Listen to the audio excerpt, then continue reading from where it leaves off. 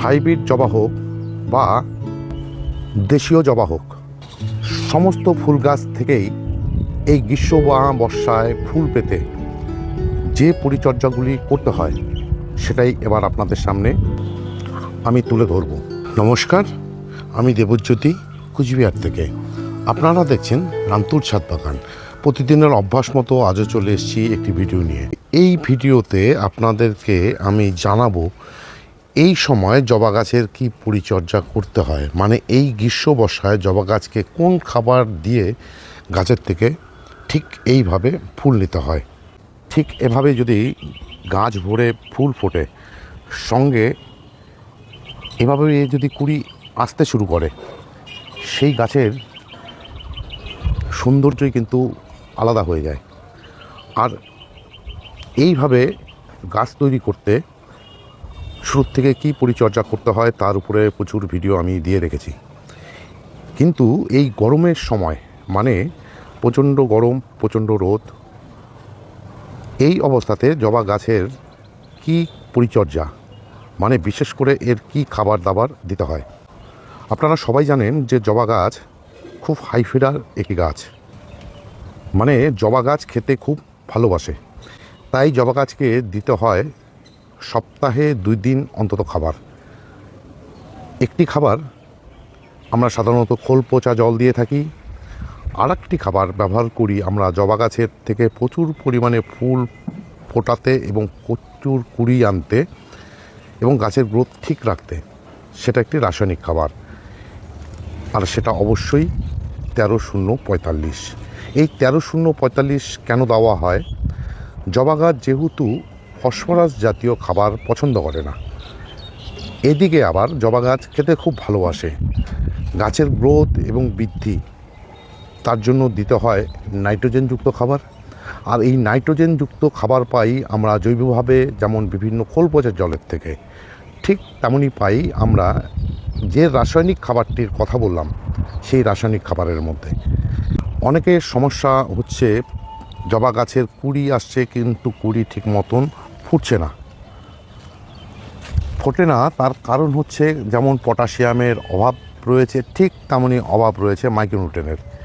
জবা গাছের মাইক্রোনিউট্রেন হিসাবে আমি কিন্তু ব্যবহার করি মোভোমিন। কেন মোভোমিন ব্যবহার করি জবা গাছের ক্ষেত্রে, তার উপরে আমি একটি ভিডিও দিয়েছিলাম আজ থেকে 2 দিন আগে।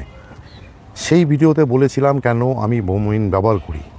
ঠিক তেমনই ফাঙ্গাসের কারণেও কিন্তু জবা গাছের কুড়ি হলুদ হয়ে ঝরে পড়ে, বা কুড়ি আসলেও সে সমস্ত কুড়ির থেকে ফুল ফুটতে চায় না। এছাড়া জবা গাছের যেই পোকার কারণে জবা গাছের পাতা কুঁকড়ে যায়, কুড়ি কালো হয়ে যায়, কুড়ি ঝরে পড়ে, সেটা হয় বিভিন্ন রকম পোকা, মাইটস, এফিডস, থিপস, এ সমস্ত পোকা। আর এ সমস্ত পোকার থেকে মুক্তি পেতে বা প্রতিহত করতে পোকাগুলোকে ব্যবহার করতে হয় কাকা এবং কনফিডার।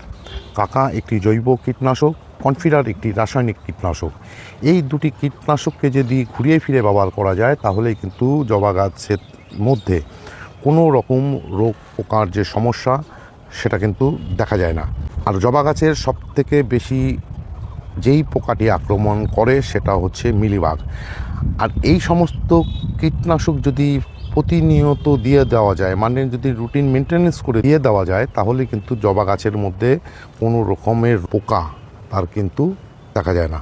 এই কুড়ি ঝরে যাওয়া বা কুড়ি হলুদ হয়ে পড়ে যাওয়া, সেটা যেমন ফাঙ্গাস এবং ব্যাকটেরিয়ার কারণে হয়। তার জন্য সেই সমস্ত রোগকে প্রতিহত করতে দিতে হয় ব্লাইটক্স নামক ফাঙ্গিসাইড, সঙ্গে প্ল্যান্টোমাইসিন ব্যাকটেরিয়াসাইড।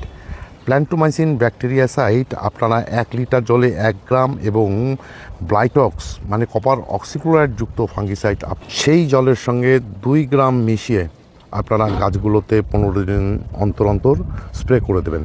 তাহলেই গাছে কোনো রকম সমস্যা দেখা দেবে না। আর এটাই ছিল আজকের ছোট্ট একটি ভিডিও। এই সময় আপনারা জবা গাছে কী রকম পরিচর্যা করবেন।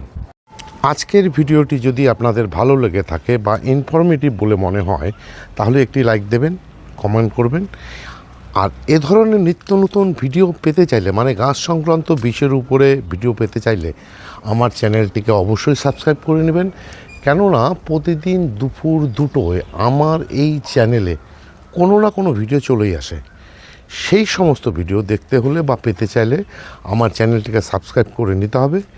সবাইকে অশেষ অশেষ ধন্যবাদ এবং শুভেচ্ছা জানিয়ে আজকের এই ছোট্ট ভিডিওটি শেষ করছি।